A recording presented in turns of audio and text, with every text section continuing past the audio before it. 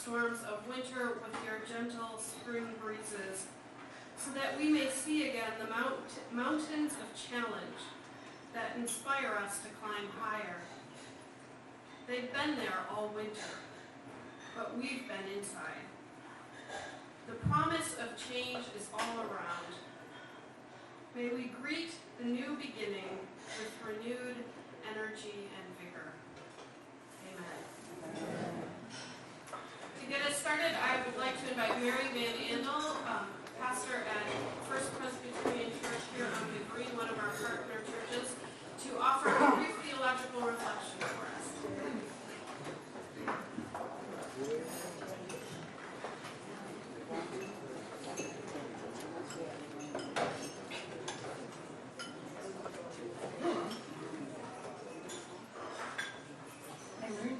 That I was too close to the mic and it caused the feedback. Can you hear me well in the back? No. No. Okay. I'll just keep messing with it. Can you hear me now? Better, thank you. A little more? Now you can hear? Okay. I'll use my big girl outdoor voice. When this planning group began in last October, we really didn't have any idea who to expect might come to this gathering. We didn't have any idea whether people would be affiliated with a big community. We just didn't know much of anything. We didn't know how many. We thought maybe 35, maybe 60, maybe a whole bunch, and so we're grateful for that. But as it turns out, if I extrapolate from the group of people who are here from First Presbyterian Church, which is the church that I serve, whether you're 30 or 85, what I've begun to realize is that most of you are deeply steeped in faith tradition. For decades, whether from your birth or early in adulthood, most of you have listened to countless sermons, probably on creation themes. Lots of you have participated in Bible studies. Many of you are deeply and widely read. If that's the case, then what needs to be said in these 5 minutes at the beginning? And it occurred to me that what we have not talked about yet is the spirituality for the long haul. Usually when we mention spirituality, people go quite readily to spiritual gifts, and we think of those wonderful things like patience, long-suffering, self-control, healing, and wisdom. In my case, I learned early in life, because I grew tall at an early age, that my spiritual gifts are long arms and tenacity. I grew up in a community where the ethnic group was basically as wide as they were tall. So I was considered extremely tall, and so was always placed as the center on the basketball team, and all I had to do was stand in the middle of the court with my arms up, and nobody could touch me. And then if I felt athletic, just give that thing a wing and see if I could hit the basket. Tenacity has also served me well, and this room is full of gifts, spiritual and otherwise. Lots of you, I've discovered, have science backgrounds, so you have rich and deep knowledge. Many of you have business experience, and so you know how to launch and sustain things. Many of you have experience in care and healing, both personally and professionally. But what sustains knowledge, experience, and skill? That's the question I wonder about. What will bring about the huge social, political, and economic changes that must occur in order to sustain life and health on this planet? Well, if we think about the major social movements that have happened just in the history of this country, I think of the Quakers, who were pivotal in the abolition movement. I think about the men and women who worked for women's suffrage. I think about the people in the civil rights movement and any of the other major societal changes that have been about human dignity and inclusion in the last 200 or 300 years. They are all steeped in prayer, because prayer centers us in the heart of God, it nurtures love, and it generates hope. So I'd like to invite you to a different kind of prayer. I have to make some assumptions here.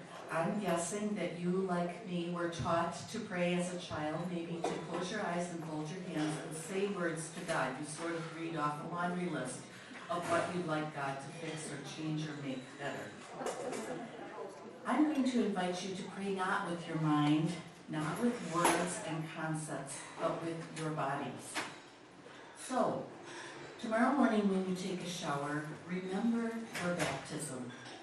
Feel gratitude as the muscles in your shoulders that became stiff in sleep begin to loosen.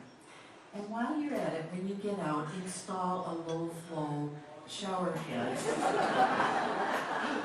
And challenge yourself every month to take a 1 minute less or shorter, thorough shower.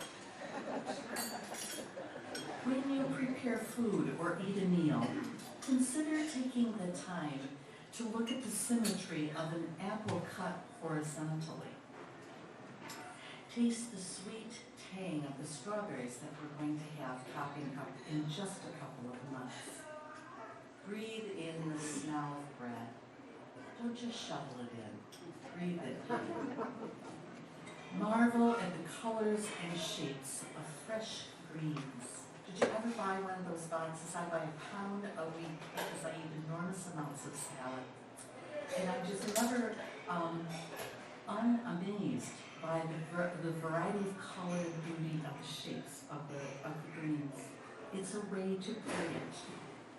I invite you to give thanks for the delight of your senses rather than the dismissal of your senses. Consider yourself to be praying when you turn off your computer tonight and all successive nights. I read somewhere that 5% of the energy used in this country is consumed by devices that are not being used. You know that annoying little green blink? And on your DVD player blinks all the time, your computer sleeps but it still blinks. I tried to check that out on Fact Check and I couldn't find it, so you just have to trust me. But we can save 5% of the energy this country uses if we just turn stuff off that we're not using. In my own personal life, I've been recycling everything that doesn't have a mother since Rachel Carson's book, Silent Spring, came out decades ago. In summer, my husband climbs up on the roof of our house to pick mulberries from the tree instead of swearing at the purple splotches on the sidewalk. We raised free-range chickens and put up with the aesthetics of free-range fertilizer. These things matter to me. They matter not because I think I will save the earth, although I would like to point out that I do see value in good cumulative effect when many do small things together. I do them because these are acts that keep me in love with the earth, its beauty and its intricacy. To be a steward of creation is a long-haul project. As far as I can tell, long-haul projects are always love-powered. And I've learned that earth-bound prayer nurtures love and generates hope. As people of faith, as people who have knowledge, people who have great capacity and much goodwill, we are hearing the call to the agents of change on a macro level. It's not that we don't recycle our plastic bags or use as few of them as possible, but much more needs to happen. To stay the course, we pray on a micro level, with our tongues, with our hands, with our receptors on our bodies, with our hearing, with our smell. Next time it rains, my friends, consider putting a bucket on your porch to catch the water for your house plants. Consider going out for a walk in the rain. It's a very refreshing morning prayer, requires no brain cells whatsoever.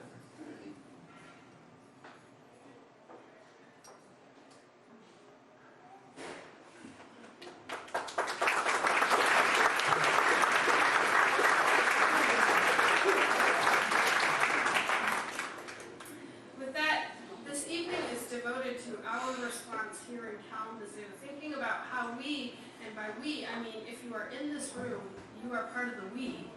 How we are going to respond to climate change in the city.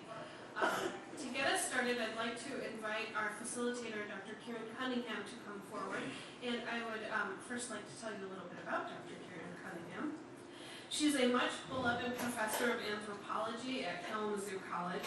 She's an applied anthropologist, and at the core of her teaching, scholarship, and service is using action research to catalyze social change.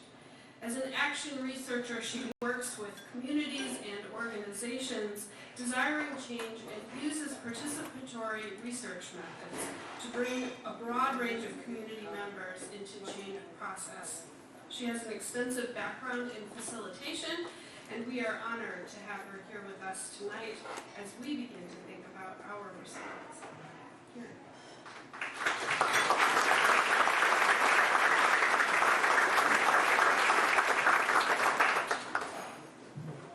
Thank you. So I'm here to put you to work in good professorial fashion. Let me just give you a little overview of what you can expect this evening in the next hour and a half. The goal of this process now is to identify some specific action areas that are particularly ripe for intra and intercongregational collaboration, and that also sort of speak to your own individual interests. The process is, you were asked to sit in congregation-specific tables. You probably more or less did that. You will have the opportunity to resort into action teams around particular action items. So you're not going to stay necessarily at the tables that you're in. The action teams that you sort into will be developing action plans. And the idea is that we will end up with 8 to 10, perhaps a dozen, we'll see how many we identify here, that include identified action teams and the first 2 action steps. So we're going to try to get all the way there in the next hour and a half. What's on your tables at the moment, just so you can kind of get oriented to this? You'll have 2 handouts. One of them says Hope for Creation Emerging Themes. That's a 3-page document, and that was actually the notes that came from your discussions after each of the 3 presentations this month. The other one that says Hope for Creation Potential Action Items, that's 1 page, is that same handout but distilled down into 6 general topic areas with specific action items underneath. Those are also on these sheets on the wall. So each sheet on the wall represents one of those topic areas and includes those specific action items. You'll also see a little set of 4 dots. Those are very important. So I'll tell you what you're going to do with those in just a minute. That's basically what the process is. And I'll try to facilitate you through it in a way that gets us all the way through that by 7:30. So your first task, does that make sense? Yeah, okay. So your first task is, as a table, you are to review the action items, so that would be the 1 page, okay? But feel free to use the more expanded notes that are on this page if you want to supplement your thinking, okay? You are to please go through that action list and identify 4 action items. These are the thematic areas, that would be too easy, okay? The 4 of the specific action items, which are the lettered action items, identify 4 of those that you think could be priorities or areas of work that your congregation could be engaged in. Okay, this is why you're at the congregation-specific table, or even if you're not at a congregation-specific table, you're at a more unaffiliated table, work together to identify 4 items. And consider the following as you do that. What particular gifts does your group have for this work? In what ways is your group or your congregation well suited for that particular action area? Are there particular knowledges, particular experiences, particular histories that might make you particularly well suited to any of those 4 items. Also, as you do it, don't worry about having or not having decision-making authority for this. Okay? You're not establishing a priority for your congregation that might need a sort of higher power. Okay?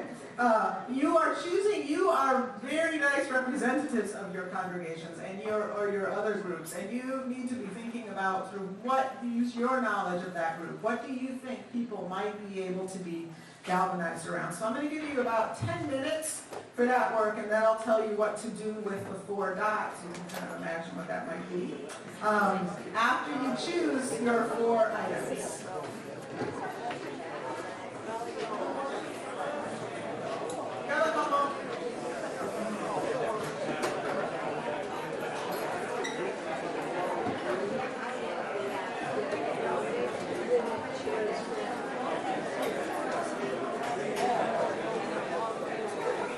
Place your dot next to the action item on the big Post-it notes.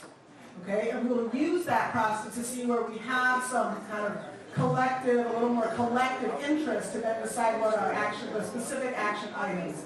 So you got another 2 minutes to decide your action item. If you could also, if it's possible, on the dot itself to put the initials of your congregation, if that applies, that would be helpful.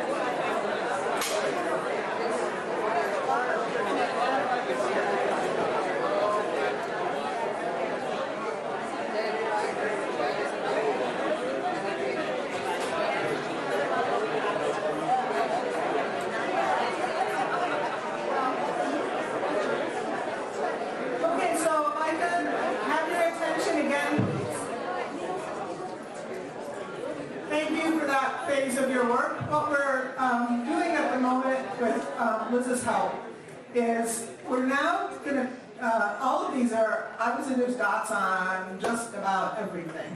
So, but in the interest of trying to come up with some areas where we can find some good collaboration and there seems to be kind of some good degree of interest, what we're doing is circling the items on these sheets that have 3 or more dots. Okay, these will then be the focus of the rest of the work this evening. Now, this should not preclude you from taking action and working with sort of others on other action areas that you identified, right? Or that you think your congregation actually has some readiness to do. But for purposes of trying to come up with a way of developing some energy around some specific action items that seem like they're doable, that there's a number of people interested in, this is the process that we'll use. So what you see here are, I believe there's a dozen action items that seem to have 3 or more, and in some cases substantially more than 3 dots. We're going to now ask you to reorganize. You have to give us a minute to organize the reorganization, okay? To reorganize around those action items. So while we are putting little signs at the tables that won't say congregations anymore, they will actually be those 12 action items. You please individually be thinking about which one of those circled items you want to work on. So this is now you. You don't have to think of yourself as a representative of your group, okay? But your tie to the group is clearly, part of why you're here. But so think about which one you want to work on, which action team you want to be a member of. And you will soon see these topics popping up at the tables, and please go situate yourself at the table that has that action item on the center. Sure. So we have solar panels. What's this one over here? Energy policy advocacy is probably regulate, prevent fracking, and support efforts to create regulatory incentives and expand bottle deposit. And then all of the local food items are there, actually all 4. The biodiversity ecosystems, we have the reduced fertilizer pollution item. The greening the houses of worship and other homes includes weatherization, energy conservation, and solar panels. No. And then the transportation is the behavior change options, ride sharing, biking, and walking.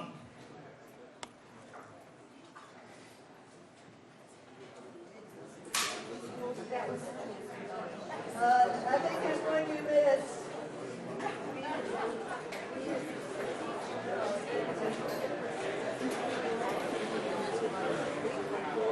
Liz.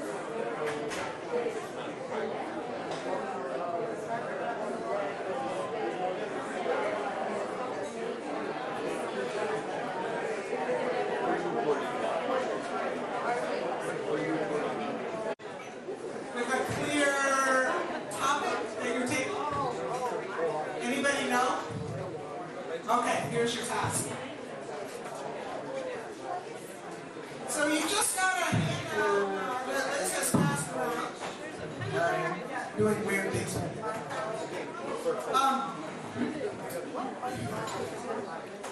If you look at that handout, there's 2 sides.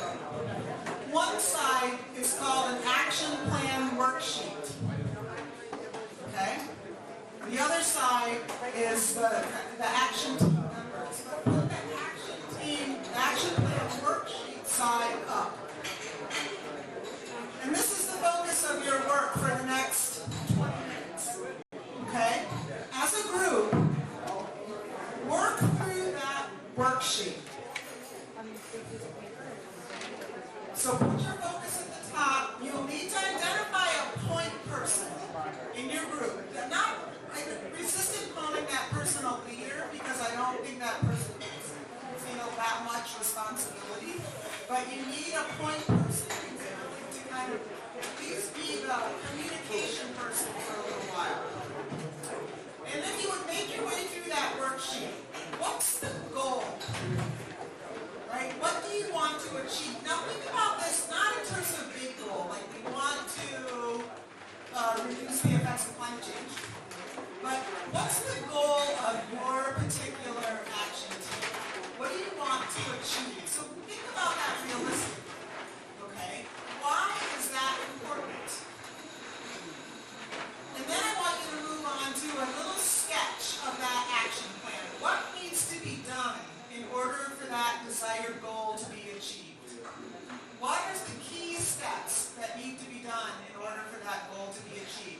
Okay, now you realize the importance of that being a kind of a doable goal.